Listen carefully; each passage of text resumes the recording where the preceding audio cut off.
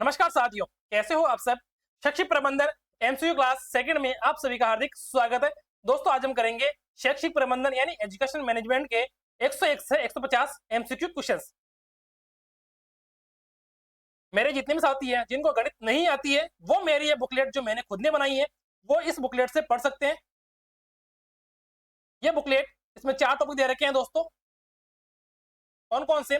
Statics, mensuration, number system और polynomial यानी बहुपद। तो इसमें अपने 4 टॉपिक दे रखे हैं।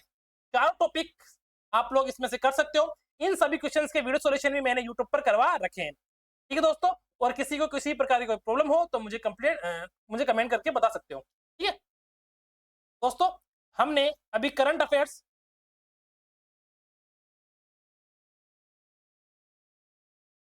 ठीक है, दूसरा अपने हिस्ट्री, तीसरा अपना कौन सा दोस्तों, अपने करंट अफेयर्स, हिस्ट्री और अपने मैनेजमेंट। चौथी अपने मैंने जो गणित है वो तो मैंने आप लोगों को गणित करवा रखी है। गणित की आप लोग क्लास से मैंने बता रखी है कि प्लेलिस्ट दे रखी है गणित की, वहां से आप लोग देख सकते हो। तो ये 4 टॉपिक मैंने करवा दूंगा मैं कंप्लीट। गणित मैंने करवा रखी है, मैनेजमेंट के एमसीक्यू मुझे करवाने हैं, हिस्ट्री के करवाने हैं, करंट अफेयर्स के एमसीक्यू मुझे करवाने हैं। तो ये चारों टॉपिक्स में इसमें से एक टॉपिक मेरा कंप्लीट हो चुका है, 3 टॉपिक और बाकी है। तो मैं इन सभी तीनों टॉपिक के कंप्लीट एमसीक्यू में आप लोगों को यूट्यूब पर करवा दूंगा। साथ ही साथ दोस्तों, अभी क्या है, कोई टाइमिंग नहीं है कि क्लास का कोई टाइमिंग नहीं है कि कब क्लास रिकॉर्ड होगी। क्लास रात को 10 बजे रिकॉर्ड होती है, शाम को 8 बजे रिकॉर्ड होती है, सुबह 6 बजे रिकॉर्ड होती है, कहीं भी रिकॉर्ड होके उसको मैं डाल सकता हूँ। ठीक है दोस्तों, क्योंकि आप लोगों को पता है कि ये एक महीना अपना बहुत क्रिटिकल महीना है और इस लास्ट टाइम में अपन जो पढ़ेंगे वही अपने को याद होगा और जितने हम एमसीक्यू करेंगे वही अपने लिए बेस्ट होगा। चलो शुरू करते हैं आज की क्लास बिना टाइम खर्च किए। पहला क्वेश्चन 101 नंबर वाला, निःशुल्क और अनिवार्य बाल शिक्षा अधिकार अधिनियम 2009, निःशुल्क एवं अनिवार्य बाल शिक्षा अधिकार अधिनियम 2009 के अनुसार अध्यापकों द्वारा निम्नलिखित में से कौन सा उत्तरदायित्व पूरा नहीं किया जाता है? अध्यापकों द्वारा कौन सा उत्तरदायित्व पूरा नहीं किया जाता है? शैक्षिक कैलेंडर का निश्चय करना, माता पिता और अभिभावकों से बैठक करना, निर्दिष्ट समय के भीतर संपूर्ण पाठ्यक्रम पूरा करना, प्रत्येक बालक की सीखने की क्षमता का आकलन करना। तो बताओ इसमें से मुझे दोस्तों चारों ऑप्शन में से, देखो स्कूल के अंदर है, स्कूल के अंदर कौन कौन से कार्य होते हैं? प्रत्येक बालक की सीखने की क्षमता का आकलन होता है, यस ये होता है। समय के भीतर पाठ्यक्रम पूरा होता है, हाँ ये भी होता है। माता पिता और अभिभावकों से नियमित बैठक करना, हाँ पीटीएम होती है ना स्कूल के अंदर, पेरेंट टीचर्स मीटिंग, ठीक है। शैक्षिक कैलेंडर का विधि शैक्षिक कैलेंडर यानी शैक्षिक कैलेंडर मतलब अपना जो शिविर होती है ना, शिविरा, ठीक है। तो वो क्या लागू करते हैं कि ये टीचर्स नहीं, ये लागू नहीं करते, तो ये अपना ऑप्शन नंबर 1 गलत हो जाएगा। सेकंड, निम्नलिखित में से कौन से राज्य में राष्ट्रीय मिलिट्री स्कूल स्थित नहीं है? कौन से दोस्तों राष्ट्रीय मिलिट्री स्कूल यानी कौन से राज्य में राष्ट्रीय मिलिट्री स्कूल नहीं है? पंजाब, हिमाचल प्रदेश, राजस्थान और कर्नाटक। पंजाब, हिमाचल प्रदेश, राजस्थान और कर्नाटक। तो बताओ इनमें से किस में राष्ट्रीय मिलिट्री स्कूल स्थित नहीं है? तो ऐसा राष्ट्र कौन सा राज्य है बताओ? पंजाब। आगे देखते हैं, एसआईआरटी उदयपुर द्वारा किए गए डाइट रैंकिंग 2017 के अनुसार निम्नांकित में से कौन सा डाइट प्रथम स्थान पर है? डाइट रैंकिंग 2017 के अनुसार निम्नांकित में से कौन सा डाइट प्रथम स्थान पर है दोस्तों? डाइट नागौर। आगे देखते हैं, निम्नांकित में से कौन सा हेनरी फ्योल, अपने फ्योल भाई साहब है, कौन सा दोस्तों? हेनरी फ्योल द्वारा दिए गए प्रबंधन के कार्य, कौन सा दोस्तों? प्रबंधन के कार्य में समाहित नहीं है। प्रबंधन के कार्य में कौन सा समाहित नहीं है? योजना निर्माण ये है अपना, पता मुझे। बजट निर्माण ये शायद देखेंगे भी, समादेश ये भी है, संगठन ये भी है। तो अपना जो बजट निर्माण है ये अपने हेनरी फ्योल द्वारा दिए गए प्रबंधन के कार्य में शामिल नहीं है। आगे देखते हैं, क्वेश्चन नंबर 5, निम्नांकित में से किस समिति की अनुशंसा के आधार पर, एस आई ई उदयपुर की स्थापना की गई है? यशपाल समिति, अपने यशपाल समिति, पालीवाल समिति, वर्मा समिति और मेहरोत्रा समिति। यशपाल समिति, पालीवाल समिति, वर्मा समिति और मेहरोत्रा समिति, इन चारों में से किसकी समिति की अनुशंसा के आधार पर एसआईईआरटी उदयपुर की स्थापना की गई है? बताओ मुझे इसमें से दोस्तों राइट आंसर होगा अपना मेहरोत्रा समिति की अनुशंसा के आधार पर एसआईईआरटी उदयपुर की स्थापना की गई है। सेवाकालीन शिक्षक प्रशिक्षण हेतु, सेवाकालीन शिक्षक प्रशिक्षण हेतु निम्नांकित में से कौन सा जिला सीटीई यानी शिक्षक प्रशिक्षण महाविद्यालय, टीचर्स क्या लिख रखा? तो शिक्षक प्रशिक्षण महाविद्यालय, ठीक है। शिक्षक प्रशिक्षण महाविद्यालय हटुंडी के अंतर्गत नहीं आता। मतलब सेवाकालीन शिक्षक प्रशिक्षण हेतु निम्नलिखित में से कौन सा जिला सिटी शिक्षण प्रशिक्षण महाविद्यालय हटुंडी के अंतर्गत नहीं आता है? कोटा, नागौर, भीलवाड़ा और टोंक। तो इसमें राइट आंसर होगा दोस्तों अपना कोटा का। आगे देखते हैं, राजस्थान में विद्यालय एवं अध्यापक शिक्षा के योजना निर्माण, क्रियान्वयन एवं मूल्यांकन के लिए सर्वोच्च शैक्षिक संगठन है। क्या दोस्तों? सर्वोच्च शैक्षिक संगठन है। RIE Ajmer, diet Jaipur, IISc Bikaner, SIERT Udaipur. RIE Ajmer, diet Jaipur, IISc Bikaner, SIERT Udaipur. तो इसमें अपना राइट आंसर होगा दोस्तों जो सर्वोच्च शैक्षिक संगठन कौन सा दोस्तों? अपना SIERT उदयपुर। स्थानीय स्तर पर विद्यालय मानचित्र, स्थानीय स्तर पर दोस्तों, स्थानीय स्तर पर विद्यालय मानचित्र, स्थानीय स्तर पर विद्यालय मानचित्र तैयार करने के लिए विभिन्न कार्यों का सही क्रम कौन सा है? प्रस्ताव, निदान, प्रक्षेपण। प्रस्ताव, निदान, प्रक्षेपण, निदान, प्रस्ताव, प्रक्षेपण, निदान, प्रक्षेपण, प्रस्ताव, प्रक्षेपण, निदान और प्रस्ताव। बताओ भाई इसका राइट आंसर कौन सा होगा?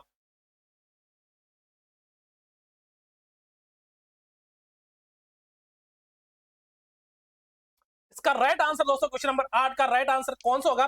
प्रस्ताव, निदान, प्रक्षेपण, निदान, प्रस्ताव, प्रक्षेपण, निदान, प्रक्षेपण और प्रस्ताव, प्रक्षेपण, निदान और प्रस्ताव। इसका जो राइट आंसर दोस्तों निदान, प्रक्षेपण और प्रस्ताव। Option number 3। Question number 9, EMIS के विकास का प्रथम चरण है सूचना संग्रहण, लक्ष्य एवं उद्देश्यों को परिभाषित करना, डाटा आवश्यकताओं की पहचान, डाटाबेस की पहचान। लक्ष्य संग्रहण, लक्ष्य एवं उद्देश्यों को परिभाषित करना और डाटा आवश्यकताओं की पहचान और डाटाबेस की स्थापना करना। EMIS का प्रथम चरण कौन सा है? लक्ष्य एवं उद्देश्यों को परिभाषित करना। इसका राइट आंसर होगा दोस्तों वो होगा लक्ष्य एवं उद्देश्यों को परिभाषित करना। विद्यालय मानचित्रण के संदर्भ में निम्नांकित में से कौन सा सही नहीं है? किसके संदर्भ में दोस्तों? विद्यालय मानचित्र, विद्यालय मानचित्रण, ठीक है, के संबंध में कौन सा सही नहीं है? यह विभिन्न तकनीकों एवं प्रक्रियाओं का एक समूह है। यस। और आगे, इसका अर्थ है सिर्फ एक बड़े मानचित्र पर वर्तमान विद्यालय का लोकेशन निर्धारित करना है। इसका लक्ष्य आगामी शैक्षिक आवश्यकताओं को पूरा करने के लिए उठाए जाने वाले कदम की योजना बनाना है। इसका प्रयोग स्थानीय स्तर पर आगामी शैक्षिक आवश्यकताओं की पहचान के लिए किया जाता है। तो इसका जो राइट आंसर होगा दोस्तों कौन सा इसमें सही नहीं है? यानी विद्यालय मानचित्र का कौन सा कार्य नहीं है? इसका जो राइट आंसर होगा दोस्तों वो कौन सा होगा? Option number 3। इसका लक्ष्य शैक्षिक आवश्यकताओं को पूरा करने के लिए उठाए जाने वाले कदम की योजना बनाना है, ये नहीं है। क्वेश्चन नंबर 11, शिक्षक अधिकार अधिनियम 2009 RTE 2009 के अनुसार यदि कोई विद्यालय कैपिटेशन शुल्क वसूलता है, इनको इस शुल्क वसूलता है एक्स्ट्रा, तब उसके लिए दंड दिए जाने का प्रावधान है। क्या दंड देने का प्रावधान है? प्रति व्यक्ति शुल्क के 10 गुना तक दंड, प्रति व्यक्ति शुल्क के 10 गुना तक दंड, दिए गए प्रति व्यक्ति शुल्क के 30 गुना तक दंड, 10 गुना, 30 गुना,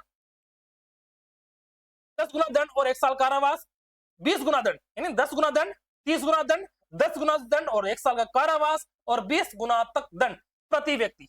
तो कौन सा है जो विद्यालय कैपिटेशन शुल्क वसूलता है, उसके लिए क्या प्रावधान किए गए हैं RT अधिनियम 2009 के अंदर? तो इसका जो राइट आंसर दोस्तों वो होगा लिए गए प्रति व्यक्ति शुल्क के 10 गुना तक दंड। भारत में dice, district information system for education, dice का पूरा नाम आप याद रख लेना दोस्तों, क्या होगा? District information system for education का प्रथम प्रारूप निम्नांकित में से किस वर्ष जारी किया गया था? District information system for education का प्रथम प्रारूप किस वर्ष जारी किया गया था? 1994, 1996, 1995, 1997, 94, 95, 96 और 97। तो इसका जो राइट आंसर है दोस्तों 1995। भारत की प्रथम डाइस परियोजना को निम्नांकित में से किस अंतरराष्ट्रीय संस्था द्वारा वित्तीय सहायता प्रदान की गई है? कौन सी जो भारत की प्रथम डाइस, भारत की जो डाइस प्रथम डाइस है परियोजना को निम्नांकित में से किस अंतरराष्ट्रीय संस्था द्वारा वित्तीय सहायता प्रदान की गई है? कौन सी दोस्तों वित्तीय सहायता प्रदान की गई? वित्तीय सहायता प्रदान की गई है। Child international, UNESCO, UNICEF, school international, child international, UNESCO, UNICEF और स्कूल इंटरनेशनल। तो डाइस परियोजना को निम्नांकित में से किस अंतरराष्ट्रीय संस्था द्वारा वित्तीय सहायता प्रदान की जा रही है दोस्तों? यूनिसेफ द्वारा। किसके द्वारा? यूनिसेफ द्वारा। केंद्रीय बजट 18-19 में सर्व शिक्षा अभियान, क्या दोस्तों? सर्व शिक्षा अभियान को समाहित कर लिया गया। केंद्रीय बजट 2018-19 में सर्व शिक्षा अभियान को समाहित कर लिया गया है। पंडित मदन मोहन मालवीय मिशन में, समग्र शिक्षा अभियान में, राष्ट्रीय उच्चतर शिक्षा अभियान में कोई विकल्प सही नहीं है, या इनमें से कोई नहीं। ठीक है, तो कौन सा है? सर्व शिक्षा अभियान में 2018-19 में किसको शामिल किया गया था? बताओ, समग्र शिक्षा अभियान को शामिल किया गया था, या मदन मोहन मालवीय मिशन को शामिल किया गया था, राष्ट्रीय उच्चतर शिक्षा अभियान को शामिल किया गया था? तो इसका जो राइट आंसर दोस्तों, समग्र शिक्षा अभियान को। ठीक है, आगे देखते हैं। निम्नलिखित में से कौन सा शिक्षा का अधिकार कानून 2009 के संदर्भ में सही नहीं है? कौन सा शिक्षा का अधिकार अधिनियम कानून 2009 के संदर्भ में सही नहीं है, यानी आरटी 2009 के संदर्भ में सही नहीं है? इसका भाग 17 बच्चों की दंड से रक्षा करता है। 21 विद्यालय प्रबंधन समिति के प्रावधान है। देखो, 17 दंड, 21 एसडीएमसी, एसएमसी, एसडीएमसी विद्यालय प्रबंधन समिति, 28 ट्यूशन और 14 शुल्क। तो इनमें से कौन सा ऐसा है जो सही नहीं है? तो इसका जो राइट आंसर होगा दोस्तों क्या होगा? इसका जो राइट आंसर होगा दोस्तों, 17 दंड से संबंधित है, ये भी सही है। 21 एसएमसी एसडीएमसी से संबंधित है, सही है। 28 निजी ट्यूशन यानी कि कोचिंग वगैरह से संबंधित है, और 14 हमारा प्रति व्यक्ति शुल्क संग्रहण का निषेध करता है। तो ये अपना 14 नंबर वाला सही नहीं है आरटी 2009 के अंतर्गत। ठीक है, क्वेश्चन नंबर 16, क्षेत्रीय शिक्षा संस्थान आर रीजनल इंस्टीट्यूट, है ना, अजमेर के संबंध में निम्नलिखित में से कौन सा कथन सही नहीं है? कौन सा कथन सही नहीं है अपने RIE या क्षेत्रीय शिक्षा संस्थान के संदर्भ में? इस संस्थान में प्रवेश हेतु राजस्थान संयुक्त प्रवेश परीक्षा द्वारा दिए जाते, मतलब इसमें एंट्रेंस एग्जाम के थ्रू तहत आते के बच्चे प्रवेश राजस्थान संयुक्त प्रवेश परीक्षा द्वारा लिए जाते हैं। इसकी स्थापना 1963 में हुई थी। क्या ये MDS विश्वविद्यालय अजमेर से संबंध है, या इसका प्रबंधन एवं नियंत्रण NCERT करता है? तो कौन सा ऐसा कार्य है जो इससे संबंधित नहीं है? तो इसका जो राइट आंसर है दोस्तों, इस सब संस्थान में प्रवेश राजस्थान संयुक्त प्रवेश परीक्षा द्वारा किए जाते हैं। इस संस्थान में प्रवेश राजस्थान संयुक्त प्रवेश परीक्षा द्वारा किए जाते हैं। क्वेश्चन नंबर 117, निम्न में से कौन सा कथन विद्यालय प्रबंधन समिति के बारे में सत्य नहीं है? विद्यालय के पड़ोस में लोगों को बालकों के अधिकारों के विषय में सरल तरीके से बताना, नामांकन में उपस्थिति को सुनिश्चित करना, विद्यालय में अपराह्न भोजन योजना का प्रबंधन करना, अध्यापक प्रशिक्षण की योजना तैयार करना। तो एसडीएमसी का कौन सा कार्य जो नहीं है? एसडीएमसी का कौन सा कार्य जो नहीं है, बताओ मुझे। देखो, नामांकन स्कूल में नामांकन से संबंधित है, क्योंकि अभी जैसे पता है आप लोगों को कि जुलाई के अंदर अपने एडमिशन होने वाले, तो एसडीएमसी का कार्य है कि वो ज्यादा से ज्यादा एडमिशन करवाए, गांव के अंदर बोले। ठीक है, विद्यालय मध्याह्न भोजन, हाँ, अपने जो एमडीएम होता है उसका कार्य, जो कार्यशैली है एमडीएम की, कौन सा भोजन किस टाइम बनना चाहिए, तो वो सब अपने एसडीएमसी के अंतर्गत आते हैं, वो सुझाव दे सकते हैं। विद्यालय के पड़ोस में लोगों को बालकों के अधिकार के विषय में सरल तरीके से बताना, हाँ ये तो पक्का है। क्या अध्यापक प्रशिक्षण की योजना बनाना? नहीं, टीचर्स की जो ट्रेनिंग होती है वो कार्य अपनी एसडीएमसी नहीं करती है, एसएमसी नहीं करती है। शिक्षा का अधिकार अधिनियम 2009 में अध्यापकों के लिए न्यूनतम कार्य प्रति घंटे सप्ताह वर्णित है, यानी कि पर वीक कितने कार्य एक टीचर्स को करने चाहिए? 35 शिक्षक घंटे, 40, 20 और 45। तो ये क्वेश्चन बहुत इजी है और हर बार एग्जाम में आता भी है। तो इसका जो राइट आंसर होगा दोस्तों, 45 घंटे एक टीचर्स को पर वीक पढ़ाना जरूरी है। और 119 क्वेश्चन, शिक्षा का अधिकार अधिनियम 2009 के मानकों के अनुसार प्राथमिक स्तर यानी कक्षा 1 से 5, क्लास 1 to 5 के 200 छात्रों के लिए शिक्षकों की संख्या होगी। मतलब क्लास 1 से 5 में बच्चे कितने हैं? 200। और ये अपने आरटीए नियम 2009 के मानकों के अनुसार प्राथमिक स्तर के 200 छात्रों के लिए शिक्षकों की संख्या कितनी हो सकती है? कितनी होगी भाई? 4 होगी, 5 होगी, 6 होगी, 7 होगी। तो इसका जो राइट आंसर दोस्तों होगा 6।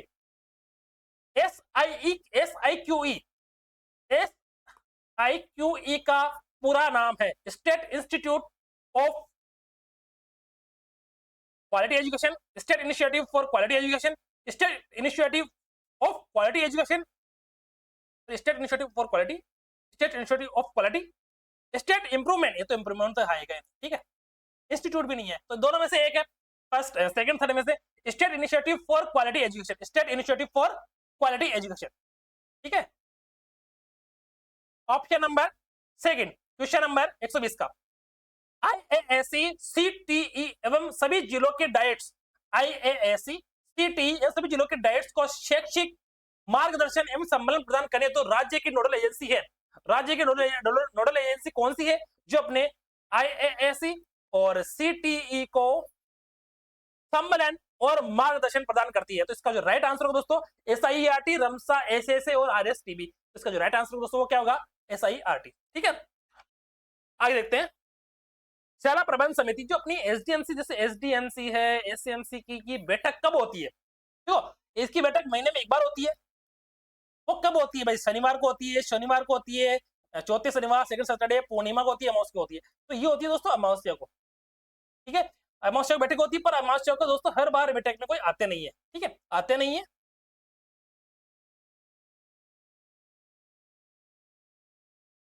SDMC सदस्य वगैरह होते हैं वो आते नहीं, क्योंकि ज्यादातर लोग ग्रामीण परिवेश से होते हैं और इनको काम रहते हैं। तो और स्कूल में बताया, स्कूल में आते हैं तो कम से कम 1-1.5 घंटा अपने को बैठक में लगता है।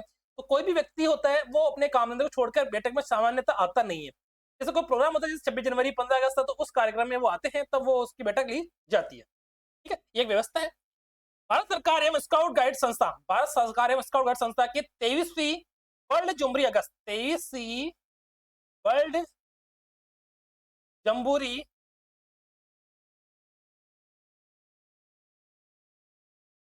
अगस्त 2015 में किस देश में आयोजित हुई? 2015 में किस देश में आयोजित हुई? चीन, श्रीलंका, जापान और थाईलैंड। चाइना, श्रीलंका और जापान और थाईलैंड। तो कहां आयोजित हुई दोस्तों? बताओ मुझे इसकी। ये जापान में आयोजित हुई दोस्तों। भारत स्काउट एंड गाइड्स की संस्था के 23वीं वर्ल्ड जुमरी जापान में आयोजित हुई। राज्य सरकार द्वारा चलाए जा रहे अंग्रेजी माध्यम वाले विद्यालय जो केंद्रीय माध्यमिक शिक्षा बोर्ड से मान्यता प्राप्त है, कहां से प्राप्त है दोस्तों? केंद्रीय माध्यमिक शिक्षा बोर्ड से मान्यता प्राप्त है, उत्कृष्ट केंद्र के रूप में स्थापित हुए हैं वे हैं। मतलब ऐसे कौन से विद्यालय जो अंग्रेजी माध्यम विद्यालय हैं राजस्थान के अंदर, जो केंद्रीय माध्यमिक शिक्षा बोर्ड से तो मान्यता प्राप्त है और उत्कृष्ट केंद्र के रूप में स्थापित हुए हैं, वे हैं नवोदय, सैनिक, शारदा बालिका विद्यालय या स्वामी विवेकानंद मॉडल स्कूल। अब बताया कि अपने नवोदय स्कूल भी चलता है और सैनिक स्कूल भी चलता है। शारदा, देखो ये दोनों स्कूल तो केंद्र सरकार के अंदर में आती है ना। तो ये स्वामी विवेकानंद मॉडल स्कूल ये राज्य सरकार के अंदर आता है। तो ये इसका राइट आंसर हो जाएगा। ठीक है, शिक्षण का सत्तावादी स्तर केंद्रित है। शिक्षण का सत्तावादी कौन सा दोस्तों?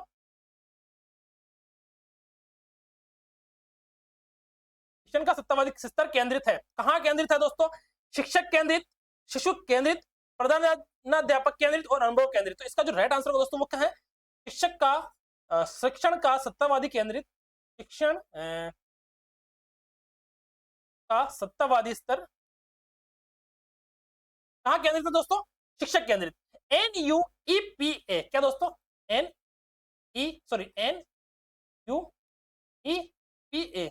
का मुख्य रूप से संबंधित है शैक्षिक पर्यवेक्षण से, शैक्षिक संगठन से, शैक्षिक योजना से, शैक्षिक मूल्यांकन से। शैक्षिक पर्यवेक्षण, शैक्षिक संगठन, शैक्षिक योजना और शैक्षिक मूल्यांकन। तो इसका जो राइट आंसर है दोस्तों वो कहां है? NUEPA का मुख्य रूप से संबंधित है वो दोस्तों अपने शैक्षिक योजना से। ठीक है, स्कूल प्रबंध समिति के सदस्य होते हैं एक को छोड़कर शिक्षा मंत्री। शिक्षा मंत्री तो स्कूल प्रबंध समिति में शिक्षा मंत्री क्या करेगा? स्कूल में पढ़ने वाले छात्र छात्रों की माता पिता, यस। स्थानीय प्राधिकारी वार्ड से निर्वाचित व्यक्ति, यस। स्थानीय प्राधिकारी के अन्य सभी निर्वाचित सदस्य उस गांव वार्ड में जहां स्कूल स्थित है, यस सब होते हैं। सही है, तो शिक्षा मंत्री नहीं होते। निम्नलिखित में से किसने सबसे पहले बुनियादी शिक्षा का विचार प्रस्तावित किया? किसका दोस्तों? बुनियादी शिक्षा का विचार किसने प्रस्तावित किया दोस्तों? निम्नलिखित में से किसने बुनियादी शिक्षा का विचार प्रस्तावित किया? निम्नलिखित में से किसने सबसे पहले बुनियादी शिक्षा का विचार प्रस्तावित किया? जाकिर हुसैन भाई साहब, राजेंद्र प्रसाद भाई साहब, महात्मा गांधी जी और रविंद्र टैगोर जी। तो इन चारों में से ऐसा कौन है जिसने बुनियादी शिक्षा का विचार प्रस्तावित किया? तो अपने इसका राइट आंसर हो दोस्तों महात्मा गांधी। सर्व शिक्षा अभियान एक व्यापक कार्यक्रम के तहत प्राप्त करना है। सर्व शिक्षा अभियान एक व्यापक कार्यक्रम के तहत प्राप्त करना है सार्वभौमिक शिक्षा, सभी के लिए सार्वभौमिक शिक्षा, संपूर्ण शिक्षा, सार्वभौमिक प्राथमिक शिक्षा। इसका जो एस है ना, सर्व शिक्षा अभियान एक व्यापक कार्यक्रम के तहत प्राप्त करना चाहता है। क्या करना चाहता है दोस्तों? ये सार्वभौमिक प्राथमिक शिक्षा करना चाहता है, संपूर्ण शिक्षा प्राप्त करना चाहता है, सभी के लिए सार्वभौमिक शिक्षा प्राप्त करना चाहता है, या सार्वभौमिक शिक्षा। तो ये होगा दोस्तों सार्वभौमिक प्राथमिक शिक्षा, सर्व शिक्षा अभियान। दोस्तों सार्वभौमिक प्राथमिक शिक्षा के तहत ये कार्यक्रम चलाया गया था। ये कार्यक्रम बहुत पहले चलाया गया था दोस्तों। ठीक है, आगे देखते हैं सर्व शिक्षा अभियान किस वर्ष शुरू किया गया। सर्व शिक्षा अभियान किस वर्ष शुरू किया गया दोस्तों? ये दोस्तों प्राथमिक शिक्षा के लिए शुरू किया गया था उस समय, प्राथमिक शिक्षा के लिए। क्या दोस्तों? सर्व शिक्षा अभियान।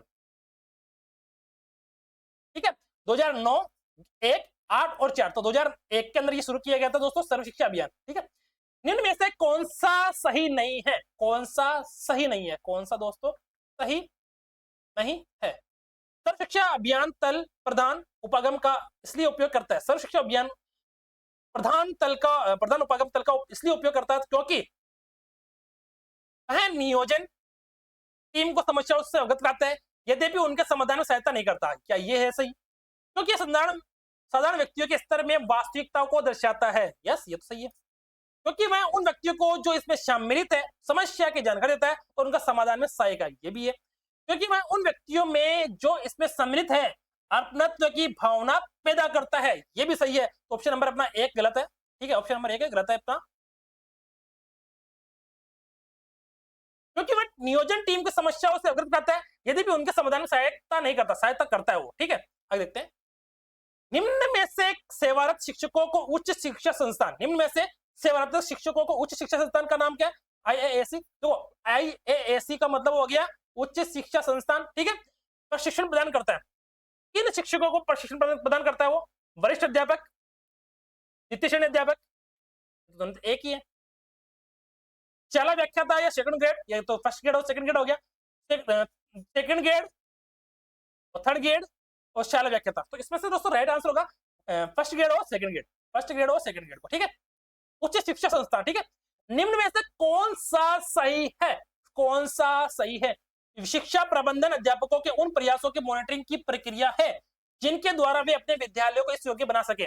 शिक्षा प्रबंधन अध्यापकों के उन प्रयासों के मॉनिटरिंग की प्रक्रिया है जिनके द्वारा वे अपने विद्यार्थियों को इस योग्य बना सके कि दोस्तों बताओ, वे जीवन में अच्छे व्यवसाय तो करनी है, तथा स्तर प्राप्त कर सके, ये भी नहीं है। अच्छे अंक भी नहीं, अच्छे ग्रेड से परीक्षा सफल हो सके, नहीं। वह ज्ञान प्राप्त कर सके जिन्हें जो पूर्व में प्राप्त नहीं था, ये भी नहीं है। वे देश के उपयोगी नागरिक बन सके, यस, वे देश के उपयोगी नागरिक बन सके। शिक्षा प्रबंधन अध्यापकों के उन प्रयासों की मॉनिटरिंग की प्रक्रिया है जिनके द्वारा वे अपने विद्यार्थियों को इस योग्य बना सके कि वे देश के उपयोगी नागरिक बन सके। आगे देखते हैं क्वेश्चन नंबर 134। निम्न में से कौन सा स्तर अत्यधिक महत्वपूर्ण है? कौन सा स्तर अत्यधिक महत्वपूर्ण है? जिसकी सभी योजनाओं का क्रियान्वयन होता है, जिसमें सभी योजनाओं का क्रियान्वयन होता है, जो सभी स्तरों के नींव का पत्थर है। निम्न में से कौन सा स्तर अत्यधिक महत्वपूर्ण है जिसकी सभी योजनाओं का क्रियान्वयन होता है, जिसमें तथा जो सभी स्तरों की नींव का पत्थर है, सभी स्तरों की नींव का पत्थर है। शाला स्तर, राज्य स्तर, राष्ट्रीय स्तर और जिला स्तर। शाला स्तर, राज्य स्तर, राष्ट्रीय स्तर और जिला स्तर। तो इसका जो राइट आंसर होगा दोस्तों वो कौन सा होगा? शाला स्तर, क्योंकि जो अपना स्कूल होता है उसके अंदर सबसे इंपोर्टेंट क्या होता है? शाला स्तर होता है। ठीक है, यानी स्कूल का स्तर जिसके सभी योजनाओं का क्रियान्वयन होता है, वो जो सभी स्तरों के नींव का पत्थर है। नींव का पत्थर मतलब देखो, एजुकेशन डिपार्टमेंट क्या होगा? क्या ऑफिस होता है? नहीं, एजुकेशन डिपार्टमेंट का सीधा सा अर्थ है स्कूल या शाला स्तर, क्योंकि स्कूल से ही सारा एजुकेशन डिपार्टमेंट जुड़ा हुआ है। निम्न में से कौन सा एक मेल नहीं खाता है? ई गवर्नेंस का मतलब होगा भागीदारी, ई गवर्नेंस का मतलब प्रक्रिया, ई विकल्प का मतलब परिणाम, ई अवेयरनेस का मतलब निर्णय। तो इसमें से इसका राइट आंसर होगा दोस्तों जो मेल नहीं खाता है वो है ई गवर्नेंस प्रक्रिया। शिक्षक अधिकार अधिनियम 2009 यानी आरटीई 2009 को लागू करना क्यों आवश्यक है? लागू करना क्यों आवश्यक है? क्यों लागू करना आवश्यक है दोस्तों? क्योंकि भारतीय संविधान की धारा 45 बालकों की शिक्षा के उद्देश्यों को पूरा नहीं करती। बालकों को दिए गए मूल अधिकार के अनुसार गुणवत्ता शिक्षा की संरचना उपलब्ध कराने हेतु बालकों की शिक्षा को संविधान के मूल अधिकार बनाने के लिए क्योंकि राज्य के नीति निर्देशक तत्व उन्हें निर्देश देते हैं कि उन्हें लागू नहीं किया जा सकता। नहीं, ये बोल रहा कि आरटी लागू करना क्यों आवश्यक है? क्या आवश्यक है भाई आरटी लागू करना? क्योंकि बालकों को दिए गए मूल अधिकार के अनुसार गुणवत्ता शिक्षा की संरचना उपलब्ध कराने हेतु, मतलब ये दोस्तों आरटी 2009 लागू करना इसलिए आवश्यक है क्योंकि बालकों को गुणवत्तापूर्ण शिक्षा उपलब्ध कराना बहुत आवश्यक है। इसलिए निम्न में से कौन सा एक उद्देश्य है, निम्न में से कौन सा एक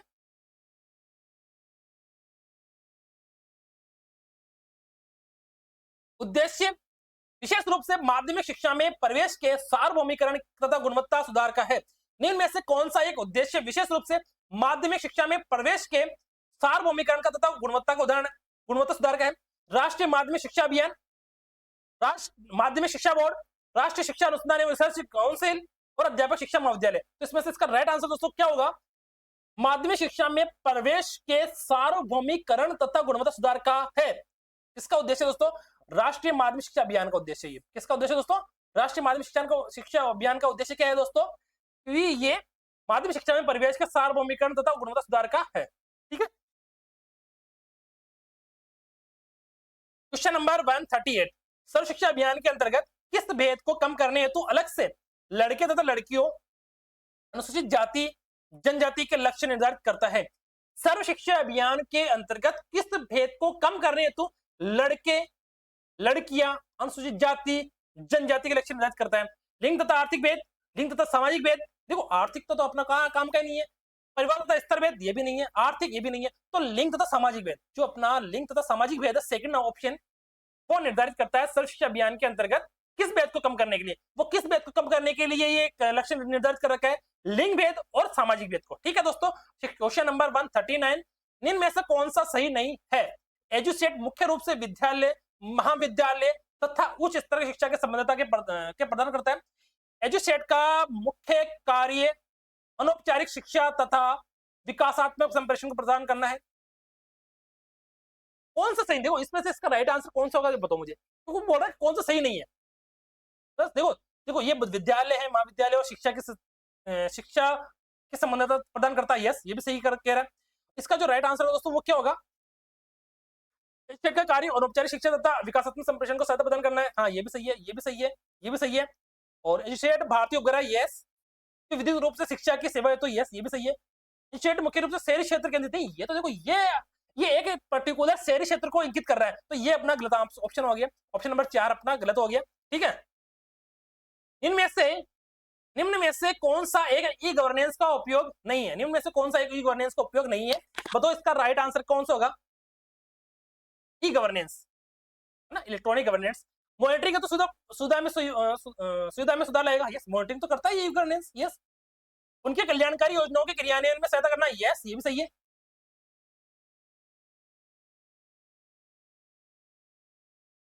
और जीवन की गुणवत्ता में सुधार लाएगा। यस, जीवन की गुणवत्ता में सुधार लाएगा ये तो। हाँ, तो सामाजिक आर्थिक भेद को समाप्त करेगा। यस, जीवन सरकार को सम्मान को उजागर कर जनता के स्वार्थ को प्राप्त स्वार्थ देखो ये एक ऐसा वर्ड आ गया जो अपने ई गवर्नेंस का उपयोग को नकारता है। ठीक है, तो ऑप्शन नंबर 4 इसका गलत उत्तर। ई मित्र, क्या दोस्तों ई मित्र से संबंधित निम्न में से कौन सा एक सही नहीं है? कौन सा दोस्तों ई मित्र से संबंधित कौन सा एक सही नहीं है? ई गवर्नेंस की परियोजना है, ग्रामीण क्षेत्र केंद्रित परियोजना है, मोहल्ले के लोगों के लिए है, साधारण लोगों के लिए। तो साधारण लोगों के लिए है, ये भी सही है। मोहल्ले के लोगों के लिए, देखो लोगों के लिए तो है। क्या ये ग्रामीण क्षेत्र केंद्रित? देखो केंद्रित आ गया नहीं यहाँ पर, तो ये ऑप्शन हो गया कि ग्रामीण क्षेत्र नहीं। ये दोस्तों अपने ग्रामीण है, शहरी है, ऑल। ठीक है, ऑल के लिए है, तो ये अपना ऑप्शन नंबर 2 गलत है। ऑप्शन है क्वेश्चन नंबर 142, इनमें से कौन सा सही है? सही कौन सा है दोस्तों?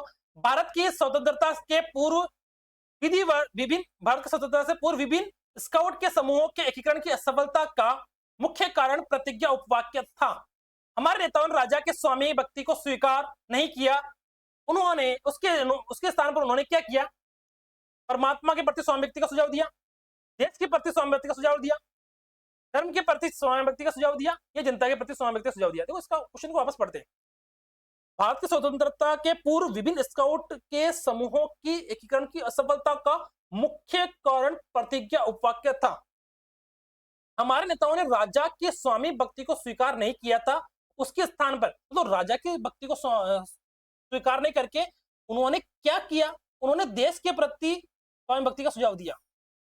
सही बात है, देखो जनता के प्रति स्वामी भक्ति नहीं है, भी नहीं है, धर्म के प्रति भी नहीं है, जनता के प्रति भी नहीं है, और परमात्मा के प्रति भी नहीं है, उन्होंने देश के प्रति स्वामी भक्ति का सुझाव दिया। ठीक है दोस्तों, 143 क्वेश्चन नंबर, प्रबंधन का गुरु किसे कहा जाता है? प्रबंधन का गुरु, प्रबंधन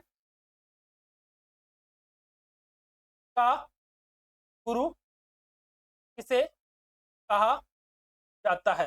प्रबंधन का गुरु किसे कहा जाता है? पीटर ड्रकर, डब्ल्यू टेलर गुलिक और हेनरी फ्योल।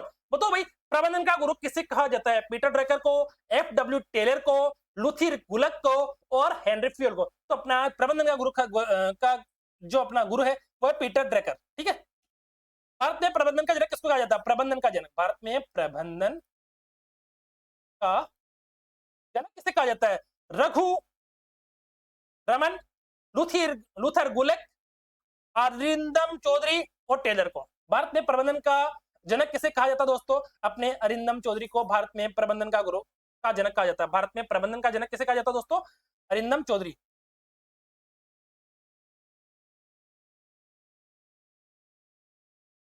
ठीक है, बिना किसी निश्चय उद्देश्य की प्राप्ति के, किसी निश्चित उद्देश्य की प्राप्ति के लिए बनाया गया कोई भी मानवीय संसाधन प्रबंधन कहलाता है।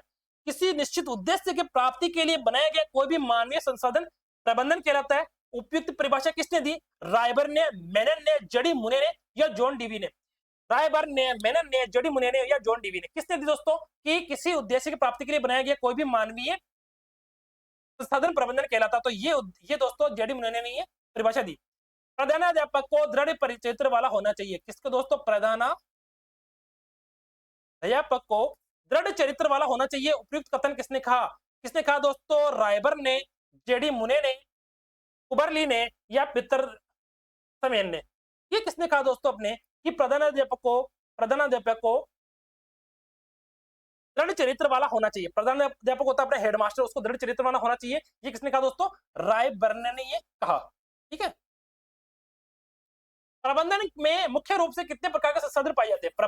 प्रबंधन में कितने प्रकार के संसाधन पाए जाते हैं दोस्तों? 3 4 2 5, 3 4 2 5। बताओ भाई, प्रबंधन में कितने प्रकार के संसाधन पाए जाते हैं? प्रबंधन में दोस्तों 2 प्रकार के संसाधन पाए जाते हैं। विद्यालय का मस्तिष्क किसे कहा जाता है? विद्यालय का मस्तिष्क किसे कहा जाता है?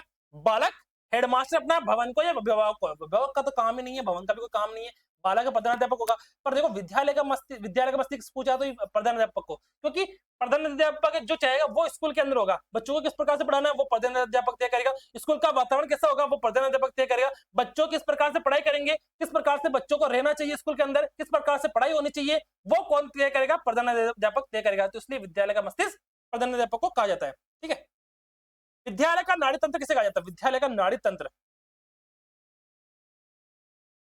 देखो प्रधानाध्यापक अपना विद्यालय का क्या है दोस्तों? मस्तिष्क है। ठीक है, और अपना जो बालक है वो पढ़ने वाला, और अध्यापक पढ़ाता है, बालक पढ़ते हैं, अभिभावक का तो काम ही नहीं है। जो अपना अध्यापक होगा वो दोस्तों, वो क्या होगा दोस्तों? विद्यालय का नाड़ी तंत्र। ठीक है, ठीक है, तो मस्तिष्क होगा, मस्तिष्क किसको संकेत देगा? नाड़ी तंत्र को संकेत देगा कि आपको इस प्रकार से काम करना है, आपको इस प्रकार से काम करना है, आपको विद्यालय को इस प्रकार से बनाना है। तो वो कौन करेगा?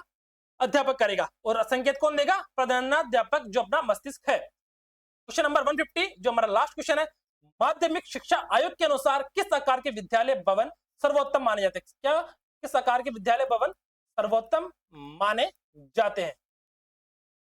तिरछी, एल, यू और ओ। तिरछे आकार का, एल आकार का, यू आकार का या ओ आकार का? तो यू आकार के विद्यालय दोस्तों हमारे सर्वोत्तम माने जाते हैं। ठीक है दोस्तों, किसी को अगर समझ में नहीं आया तो कमेंट कर देना, और प्लीज चैनल को लाइक करना है।